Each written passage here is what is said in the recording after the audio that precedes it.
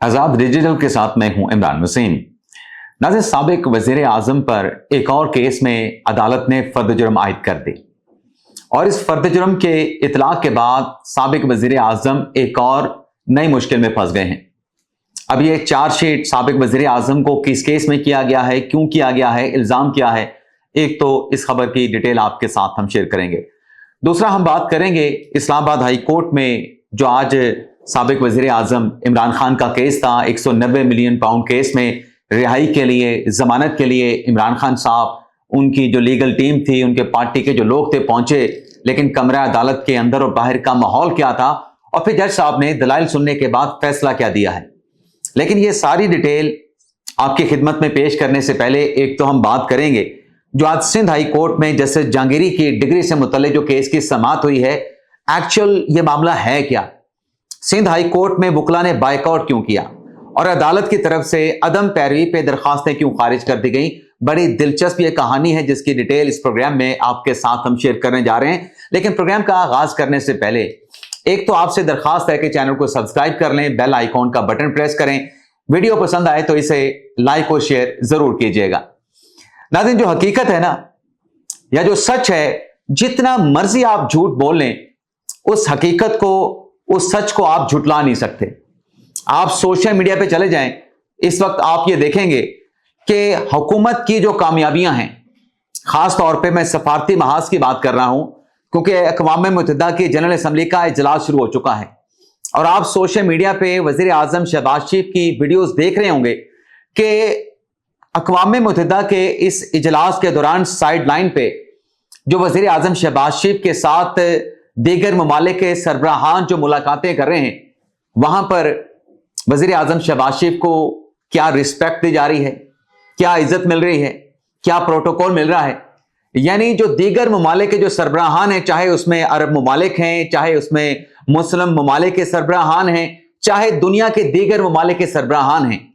वज़ीर आज़म शहबाज शरीफ से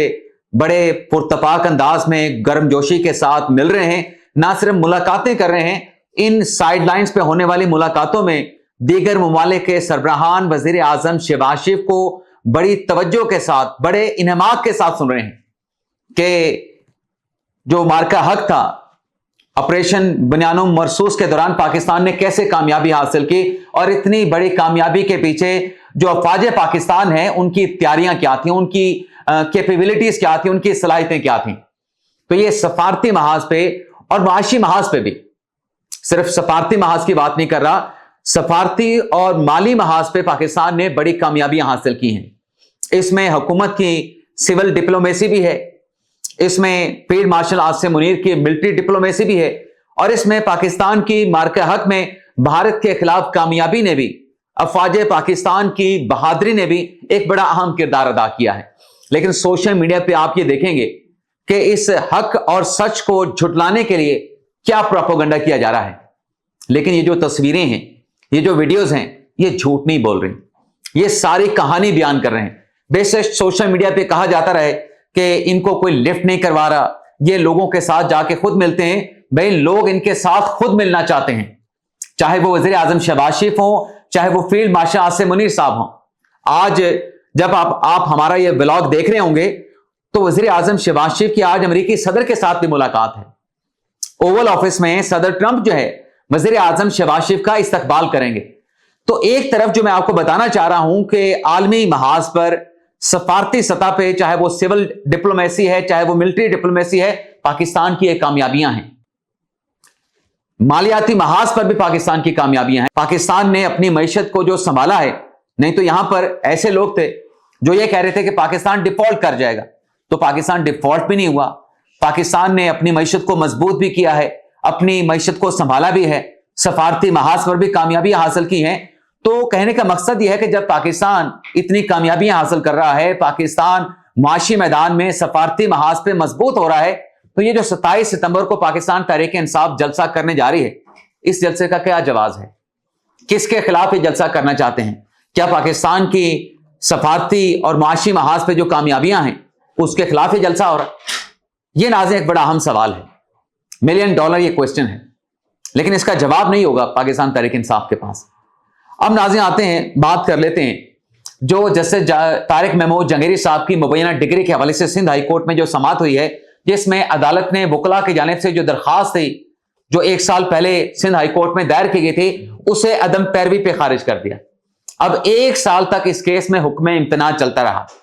आज आईनी बेंच में केस लगा, लेकिन जो वकला जिनका हक दावा नहीं था, हक दावा क्या होता है कि क्या आप ये दरखास्त जो कि जस्टिस जहांगीरी साहब की मुबैना डिग्री से मुतल्लिका थी, जिसमें कराची यूनिवर्सिटी ने एक इंक्वायरी की थी और उस इंक्वायरी में जो जज साहब की डिग्री है उसे मुबैना तौर पे इनवैलिड करार दिया गया था, क्या कोई थर्ड पर्सन, फोर्थ पर्सन इस केस में जाके सिंध हाई कोर्ट में पिटीशन दायर कर सकता था? कानून और कॉन्स्टिट्यूशन इस बात की इजाजत नहीं देता। लेकिन सिंध हाई कोर्ट में यह पिटीशन भी दायर हुई, जैसे जहांगीरी साहब नहीं गए,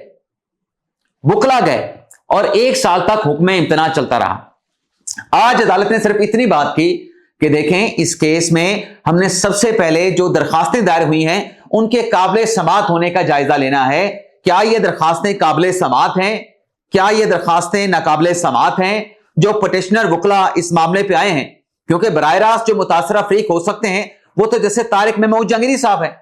जहांगीरी साहब तो इस केस में फरीक बनने के लिए आए थे, लेकिन फरीक बनने का फैसला तब होगा जब इस दरखास्त की मेंटेनेबिलिटी जो है वो डिसाइड की जाएगी। तो अदालत ने डिसाइड कर दिया, दरखास्तों को अदम पैरवी पे खारिज कर दिया। यानी जो दरखास्त गुजार थे वो आज कमरा अदालत में मौजूद ही नहीं थे। तो जब मरकजी पिटिशनर दरखास्त गुजार ही मौजूद नहीं थे, तो तारिक महमूद जहांगीरी साहब को इस केस में कैसे पिटिशनर बनाया जा सकता है? आप इस्लामाबाद हाई कोर्ट पे तो ये असूल आप उस पे इतलाक करते हैं कि हाई कोर्ट में, इस्लामाबाद हाई कोर्ट में इमरान खान और बुशरा बीबी साहबा के अज़वाजी ताल्लुकात के हवाले से जो पिटिशन दायर की गई है, वो पिटिशनर शाहिद याकूब जो है उसका हक दावा क्या बनता है? इमरान खान जाने, उनकी अहलिया बुशरा बीबी साहबा जाने, किसी तीसरे बंदे का ये हक नहीं बनता है, किसी तीसरे बंदे का ये हक दावा नहीं है कि वो बुशरा बीबी और इमरान खान के अज़वाजी ताल्लुकात के हवाले से पिटिशन हाई कोर्ट में दायर करे। तो इसी असूल का इतलाक तो फिर सिंध हाई कोर्ट में भी होगा। 1 साल तक तो जहांगीरी साहब सिंध हाई कोर्ट में नहीं गए।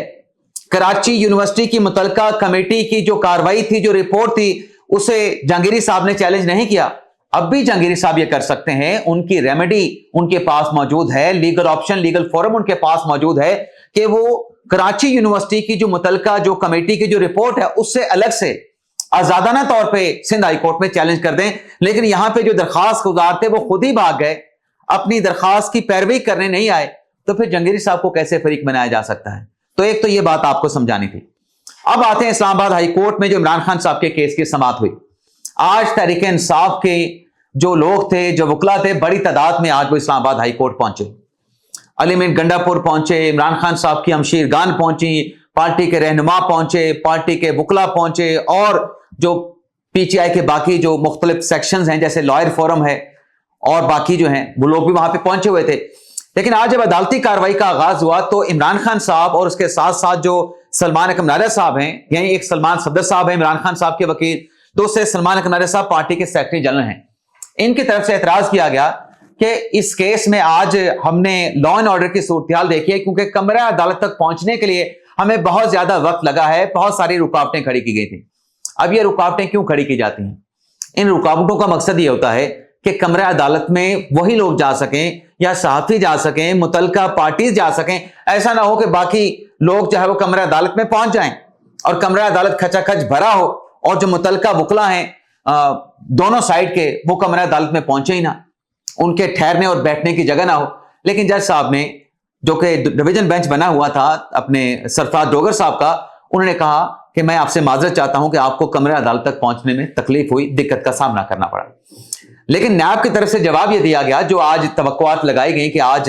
रिहाई मिल जाएगी और खान साहब की सस्पेंशन एप्लीकेशन के ऊपर कोई फैसला हो जाएगा, न्याब की तरफ से बताया गया कि जो स्पेशल प्रोसिक्यूटर हैं जावेद भट्टी साहब, वो अलील हैं, शदीद बीमार हैं, इस वजह से आज इस केस में वो पेश नहीं हो सके। यानी वो इल्तवा मांग रहे थे, जिस पर इमरान खान साहब के वकील ने कहा कि मैंने तो सारी रात फाइलें पढ़ी हैं और नैब के वकला सारी रात एंजॉय करते रहे, अगर ऐसी बात थी, इन्होंने इल्तवा लेना था तो मुझे भी रात को बता देते। लेकिन एक बात जो सलमान सदर साहब ने की, सलमान सदर साहब ने कहा कि मैं अदालती फैसलों की नकूल लेके आया था, यानी अदालती मिसालें लेके आया था जिसमें माजी में आला अदलिया ने खवातीन की हद तक जो सजा थी उसको सस्पेंड कर दिया था। یعنی پاکستان تحریک انصاف، عمران خان اور بشرا بی بی صاحبہ کی جو لیگل ٹیم ہے، ان کا فوکس یہ ہے کہ پہلے مرحلے میں اس کیس میں عمران خان صاحب کی رہائی ہو یا عمران خان صاحب کی رہائی نہ ہو، لیکن پہلے مرحلے میں بشرا بی بی صاحبہ کی جو کنوکشن ہے اس کو سسپینڈ کروایا جا سکے۔